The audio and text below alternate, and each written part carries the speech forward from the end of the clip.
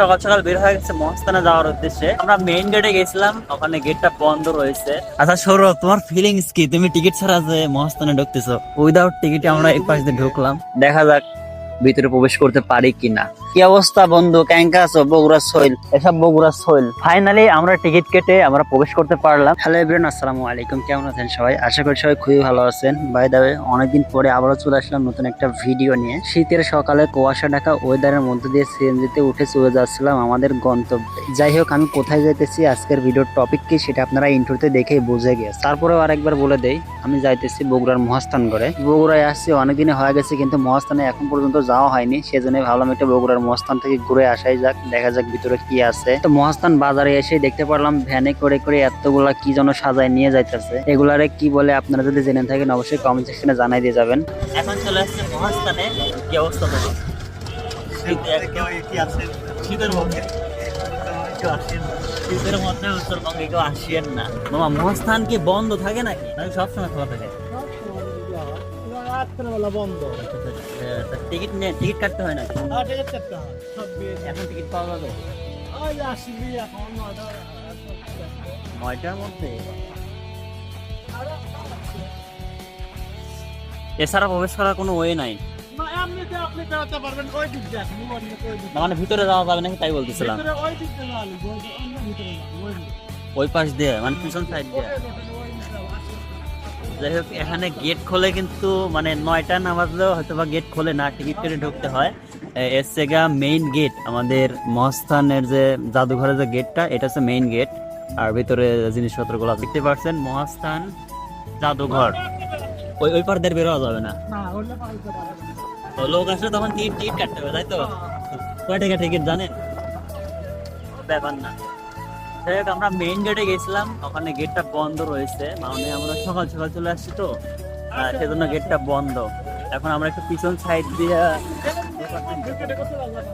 আচ্ছা সৌরভ, তোমার ফিলিংস কি? তুমি টিকিট ছাড়া যে মহাস্থানে ঢুকতেছো, এসব পিছন সাইড আর কি। উইদাউট টিকিটে আমরা এই পাশ দিয়ে ঢুকলাম, আর টিকিট নিয়ে ঢুকলে ওই পাশ ঢুকতে হবে। আমরা টিকিট নিয়ে ঢুকতাম, আসলে আমরা আসলাম ভোরে তো, আমাদের হাতে এতটাও টাইম নেই যে আমরা এখানে ওয়েট করবো টিকিটের জন্য। এখন বাজে প্রায় 8টা বাজে, এখনো 1 থেকে 1.5 ঘন্টা পরে কিন্তু গেটটা খুলবে, দেন তার টিকিট বিক্রি করবে। রিক্সাওয়ালা মামা বললো যে পিছন সাইড দিয়ে যাওয়া যায়, তোমরা ওইখান দিয়ে গিয়ে ঘুরতে পারো, কোনো সমস্যা হবে না। তাই আমরা তার সাজেশন নিয়ে আমরা পিছন দিয়ে ঢুকতেছি। যাই হোক, এখন ভিতরে যাই দেখি কি আছে। রিক্সাওয়ালা মামা বললো যে পিছন এই পাশ দিয়ে যাও, ভিতরে যাইতে পারবা, কিন্তু ভাই ট্রাস্ট করেন এখানে আসার পরে ওই পাশ দিয়ে যাওয়ার কোনো অনুমতি নাই। এখন গেট খুলতে প্রায় 9টা বাজবে, এখন বাজে মাত্র 8টা। আমাদের হাতে সময় একদমই লিমিটেড। দেখা যাক ভিতরে প্রবেশ করতে পারি কিনা। এখন আমরা আছি বাইরের সাইডে। দেখতে পাচ্ছেন এগুলো কিন্তু শত শত বর্ষিত পুরনো সেই দেয়ালগুলো। এটা চলে আসছে পাঁচিল। গাইস দেখতে পাচ্ছেন আমরা চলে আসছি কিন্তু অ্যামাজন জঙ্গলের মধ্যে। কোথায় আসলাম যে সব বন্ধু বান্ধবের সাথে দেখা হইতেছে। কি অবস্থা বন্ধু, ক্যাঙ্কা আছো? বগুড়া সোইল, এসব বগুড়া সোইল। আর আপনারা মাইন্ড করেন না, না বগুড়ার গরু আর কি। গাইস দেখতে পাচ্ছেন আমরা মহাস্থানে চলে আসছি, কিন্তু মহাস্থানের ভিতরে যেতে পারিনি। মহাস্থান জাদুঘরের ভিতরে বনে জঙ্গলে ঘুরে বেড়াইতেছি, এটা হচ্ছে অবস্থা হয়ে গেছে। ফাইনালি আমরা টিকিট কেটে আমরা প্রবেশ করতে পারলাম। এখন বাজে অলমোস্ট 9টা প্লাস। যাই হোক, এখানে যারা আসবেন অবশ্যই মাথায় রাখবেন, পার্কটা খোলাই কিন্তু 9টার সময়। 9টার আগে কিন্তু আপনি ঢুকতে পারবেন না। সৌরভ, কে এখানে আগে আসছো? বগুড়াই ফার্স্ট। বগুড়াই ফার্স্ট। দেখি মহাস্থানে কি আছে। তো আপনারা কে কে মহাস্থানে আসছেন অবশ্যই কমেন্ট সেকশনে জানাই দিয়ে যাবেন, আর মহাস্থান কিরকম লাগে সেটাও জানাই দিয়ে যাবেন। বগুড়ার বিখ্যাত জায়গা মহাস্থানে। দেখুন মহাস্থানের অবস্থা। আমরা টাকা খরচ করে আসছি জমি দেখতে, ক্ষেত দেখতে। 40 টাকা খরচ করে এখানে আসি, তোমার কাছে কি মনে হচ্ছে? ওয়েস্ট অফ মানি নাকি বলো তো? একদম ফাও। তোমার ওপেনিংটা ভালোভাবে বলো, যে জায়গাটা কিরকম লাগছে। যতটা মনে করছেন ততটা না, কিন্তু একদম ফাও ওই সাইডে দেখতে।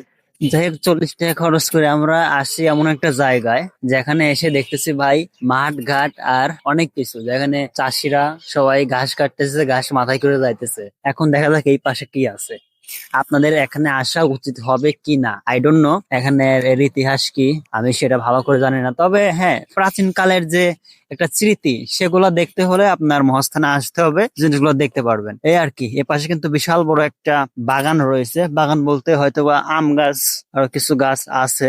নিচে মনে হচ্ছে কোনো সিস্টেম, পার্ক সিস্টেম করছে, বুঝলে, নিচ দিয়ে একটু পার্কের সিস্টেম করছে। আর এখানে মেইন যে জিনিসটা দেখবেন, এই এই এই রাস্তাটা, রাস্তা বলতে এই পাঁচিলটা, আমরা যে পাঁচিলের উপর দিয়ে হেঁটে যাচ্ছি, এটা হচ্ছে সেই রাজার আমলের সেই পুরনো একটা স্মৃতি, যেটা করা হয়েছিল, একটা পাঁচিল দেওয়া হয়েছিল।